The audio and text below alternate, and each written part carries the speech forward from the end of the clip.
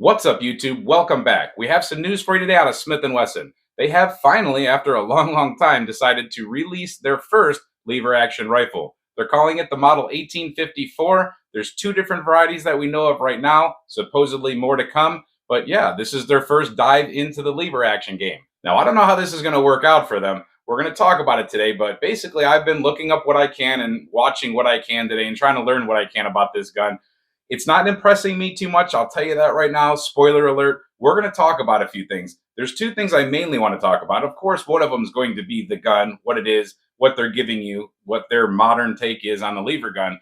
And also, I do want to talk about a little bit of the influencer thing. There's no other way to put it. There's people out there trying to sell you some guns. And when you see these videos come out right away, these new release videos, can you really trust what's in them? We're going to go over a couple things that are going to show you maybe they're not always being totally honest. And it just really shows if you just watch the videos a little bit. We're not going to call anybody out specifically, but we're definitely going to talk about this.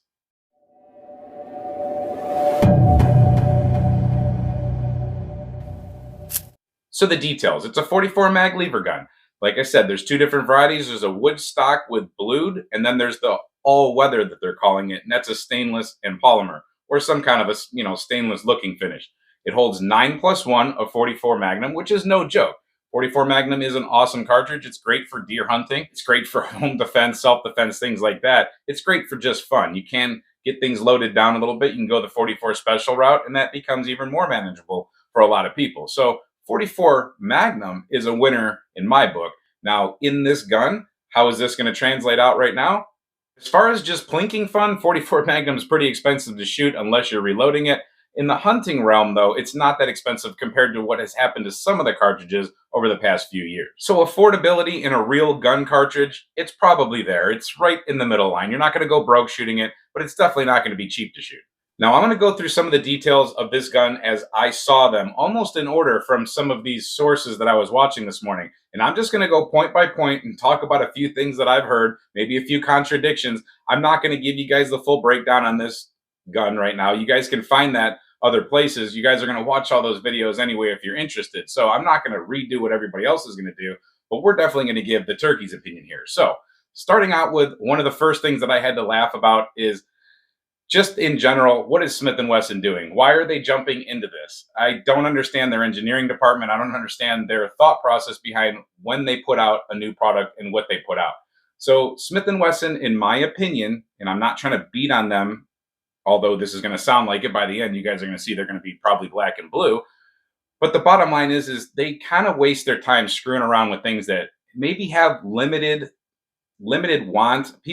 Certain people want everything. You're always going to have a group of people that are going to want one of everything. But does that mean that it's actually good for the whole group of people that are out there wanting things like an updated Smith & Wesson 3.0 series with their M&P line? Or maybe they want to see more wheel gun production for some of the models that they're not able to get right now. Maybe they want to see the M&P 15 rifle. They have the Sport, and then they had the Sport 2. Maybe they want to see that rifle updated a little bit. There are certain things that they can work on and they can produce more of that people would want. They're not focusing on other calibers much. When it comes to their handguns, their striker-fired polymer wonders, they're just selling 9mm. They're not going the 45 route anymore. They're not updating anything with 40 Smith & Wesson. They put out a 10mm, and in my opinion, it was a total failure. Now they have the updated 10mm version. Their performance center or whatever that is. And I don't know about that. I can't speak for that. But the regular M&P 2.0 10mm was a hunk of junk. So they're ignoring things that they're good at, and they're ignoring things that people want, and then they're chasing things like the CSX. Horrible trigger on that little, I don't know what kind of gun that's supposed to be, but it's a tiny little 1911-ish style 9mm compact carry gun. And like I said, it's got a terrible trigger on it. It's got a little false reset in it. I didn't even want to pick one up to test. It was just junky in my hand. So my experience, that's what I'll say about that one. But let's move on to their 12-gauge shotgun. This thing was a disaster, the M&P 12. No military or police units are going to use this if they know anything about how to run shotguns. I'll tell you that. This is not a military and police unit. This thing was a jam-o-matic. It had problems right at the beginning. They had to put out instructional videos on how to clear jams. You can't run it and load it on the go. It's just a mess. They had a recall on it, I believe. Just not a good situation. We have the 9mm folding PC carbine. Okay, cool. I guess that fits the roles for certain people, but It's not really going to be a huge seller, I don't think. And Kel-Tec already has a cheaper, efficient version of it. If you don't like Kel-Tec, fine. Maybe you wanted the Smith & Wesson version, but it was nothing special. Then you have their response carbine in 9mm. So basically, we just have a polymer 9mm carbine. Okay, cool, a PCC. Again, nothing too special. You got the equalizer, the competitor, all sorts of stuff. And it's not really selling that good. At least not in the stores around me. I don't see it moving online too fast. They do sell units, but nothing like they sell in their M&P line. And like I said, they're completely ignoring the need for an M&P 3.0 line. The bottom line is they need to support and upgrade the lines that are doing good. That way they keep doing good. Otherwise, every time there's a new military or police contract or something like that, they're never going to have a chance. These police agencies, they're trading in their old pistols all the time. And I don't think a lot of them want to deal with Smith & Wesson just simply for the fact that they haven't updated anything. Glock keeps updating. Smith & Wesson has gone stagnant. They sold about 1 billion of their M&P 15 Sport 2s, and it's a great firearm. I'm not trashing at all. I love all of my M&P handguns except for that 10mm. And my M&P 15 Sport 2 rifle is awesome. I love their revolvers. I wish they would focus on that a little bit more. They have the 460, the 500 Magnum. They have the Model 69 Combat Magnum and 44. They have revolvers that I really like. They have a 610 revolver that shoots 10mm. They have some cool 22 Magnum revolvers. They've got all sorts of revolvers. I don't know why they're not focusing on that a little bit more. Maybe update the revolver line here and there, come out with something new. I don't know. They're just following all this weird stuff. So with all that said, let's really get into some of the things that are irritating me about this new release, things that I just think are about it. One of the conversations that I watched was really funny because right off the bat, they were talking about how cool it is to have a big loop because you can get your gloved hands in there. But then they were also saying how bad it beat their hands up as they were running it and they were bruising their knuckles. So they have to wear gloves, and they talked about having to wrap it in paracord. Thought that was pretty funny. I don't know if that speaks really good to how nice and slick the lever gun should be when they're beating their knuckles up and supposedly bruising it. But moving on. Cross bolt safety that's located way up high. Now, I know certain guns have had that cross bolt safety in the past, but we're trying to improve upon models. This cross bolt safety is so high up, it's got to be uncomfortable to manipulate, and it's not intuitive to manipulate. So right off the bat, I don't know why they don't just put that thing where it's supposed to be, down by the trigger guard. Or why don't you just eliminate it? You know, there is that smarty pants thing that says this is my safety, but it's actually true. Keep your finger off the trigger. That's the only safety you really need. Now, it has a pick rail on it, so you can add all your optics, and trust me, I've already seen pictures of some ridiculous looking optics. I'm pretty sure I saw an ACOG on this thing already, and that's just stupid. I'm just going to say it right now. That's just stupid. Lever guns are supposed to be classics, in my opinion. If you want to put optics on them, fine. Low profile optics will do the gun good, but these high rise red dot optics and things, an ACOG, something like that, just kind of ridiculous. Maybe an RMR, something like a 507C, something like that would go well on that pick mount. But any of this high, wild, weird stuff, I mean, hey, LPVOs, all that stuff, people put it all on lever guns now, but is that really where a lever gun is supposed to be optics-wise? I don't know. But everybody to their own, I guess, as far as making your rifles look ridiculous and awkward and snaggy. Now, they do have an iron sight system, but I'm not going to call it much of an iron sight system. They have a ghost ring in the back, and they have a gold dot, gold bead, whatever you want to call it, in the front. I'm telling you right now, that's not good for accuracy. This Henry 22 Magnum has the old style, what I call BB gun sights. I know there's other names for them, and it has a hooded front post sight. This is actually the way you want to go. This is nice and protected in case you're banging around. These are intuitive and easy to use, and if you don't know how to use these type of sights, if you can't hit your target with these sights, you have no business using this gun, in my opinion. But hey, that's just the turkey's opinion. I don't know why they went with that iron sighting system. It just doesn't make any sense to me. And of course, they've added 3 M-LOK slots to the front of it. And again, I think we're kind of trashing what the lever guns used to be. I know that this is the modern take, and I know that everybody's doing it, including Henry. However, I just don't, it's just weird. Let's talk about it really quick. I've seen pictures of this already with a bipod on it. That's just weird. I've seen them with lights on it for home defense. That's just weird. And I mean, I can just imagine someone's going to put a laser IR indicator and all that other crap on there. But it's just weird on a lever gun. Again, if that's what you want, that's what you want. But I think they're destroying what the lever gun was. And I think they're trying to make this gun something that it's not. They're trying to replace bolt guns and AR-style rifles with the new modern lever gun. And it just doesn't fit that role, in my opinion. They like to talk about how fast it can shoot. Well, it doesn't shoot as fast as an AR style. If you know how to run a bolt gun, those do pretty well too. And of course, we have a threaded barrel because we have to continue with the modern tactical theme. So we have the threaded barrel so we can put a suppressor.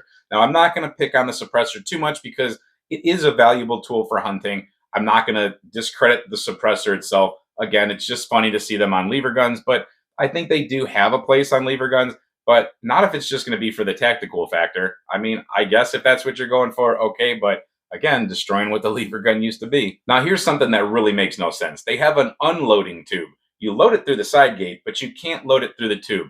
When you do take the tube apart, everything springs out. It's spring loaded. You will lose that tube. There was already a video where, one of our reputable reviewers, he shot the tube across the table and his rounds spilled all over the place. So 44 Magnum went all over the place when, if you have a rifle like a Henry or the Marlins or whatever, but they have this removable magazine tube. So this keeps spring pressure down on the magazine, and there's a little follower thing here, and all the rounds suck up into there. But when you remove it, the spring pressure is relieved. Then what you can do is you hear these things rattling around, you can just dump them out. One of the problems with continuously loading and unloading certain guns is you will chew up the brass a little bit. You'll start to just kind of put little nicks in the rims and things like that. And apparently this thing's pretty stiff on that loading gate. I heard somebody in one of their videos say that it has a 50 round break-in period to kind of get things moving and slicked up and get the loading gate to loosen up a little bit. There we go with break-in periods. But besides all the break-in periods, I'm not going to get on that too hard. But when you do cycle ammunition through there over and over and over again, you'll mar it up and nick it up. So I think it's better to be able to just relieve the pressure and drop it out, not have this reloading situation from the side gate all the time. Just my opinion. I mean, I think we should have both options, load through the tube and the side gate, because there's uses for either one. Another thing I take issue with is they keep talking about the silver and polymer looking version. They say that that thing is completely waterproof. I'll tell you right now, no gun is completely waterproof. Something will eventually happen if you test the limits hard enough, especially near salt water. So to say that it's waterproof, I think that's kind of misleading. I could be wrong. Maybe they have some super great technology and you can just submerge this thing in water all the time and nothing will ever happen. But I highly doubt that. Now, the wood one's more of a collector's item. So that one's very nice, deeply blued, very nice grain on the walnut stock. It looks really cool. But boy, is there a pretty hefty price tag on that. It's something like 3,000 cherry trees or something like that. And then the polymer one is around 1,300 cherry trees, I believe. Now, here's where we're going to talk about a couple contradictions in contrasting a couple videos side by side, where I'm not going to call the people out, like I said, but we really have to watch who influences us, who these creators, what's their agenda, how much have they been paid, and what have they been told to say. So one of the biggest discrepancies here that I saw was the trigger. One person showed the trigger dangling, literally just dangle, dangle, dangle. It has this huge amount of play in it. When you're cocking it, when you're maneuvering it, manipulating it, whatever you want to call it, when you're moving with the gun, the thing just dangles. You can see it. And it has this horrible amount of play before you finally get to a slight wall, supposedly. It looked like a pretty good hump to me, but the slight wall, and then the trigger breaks. That reviewer still called it a good trigger.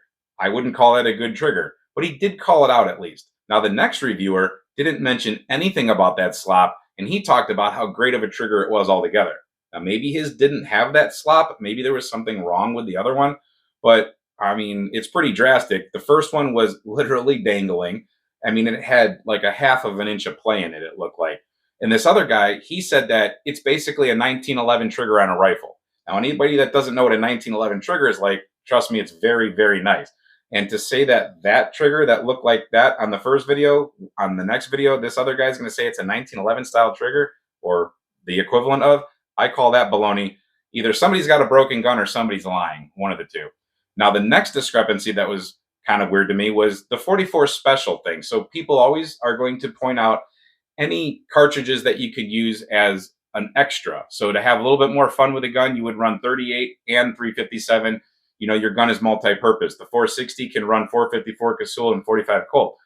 Well, of course, they're going to bring up that the 44 Magnum can also run 44 Special. However, one of those reviewers said, he admitted flat out that, and this was the opposite reviewer, he admitted flat out that it's not doing good with 44 Special. So one said that it ran great, or it's a good gun to run with 44 Special, and the other one said it doesn't run with it. It's not liking it. It's picky.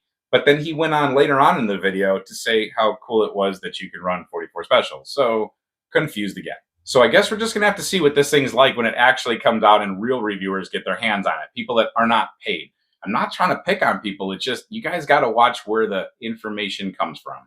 Am I going to pick one up? Absolutely not. I have no interest whatsoever. I'd like to see Smith & Wesson do cool things with their existing line or actually come up with cool things that we want to see. You know, Smith & Wesson just seems to be a little bit late to the game anymore on things. Maybe a year, two, sometimes even more. They weren't the first one to make a folding PC 9mm carbine. They weren't the first one to bullpup a shotgun. They've been, a little bit, I think they were late to the game on the 22 Magnum semi-automatic pistol, the 5.7 pistol, and a couple other things that they're, they're 150 years late to the game here on this. They sold their patent for this a long, long time ago to Winchester. And now they're just now getting around to making a lever gun. I just don't understand the motivation for it. I'd like to see them, like I said, improve the things that they did well before. They did really change things around a lot with their 460 Magnum and their 500 Magnum. That was really cool. That was a good contribution to the gun world. Let's see more things like that. So like I said, I really don't know what's going on over there at Smith & Wesson with their design team, their engineering team.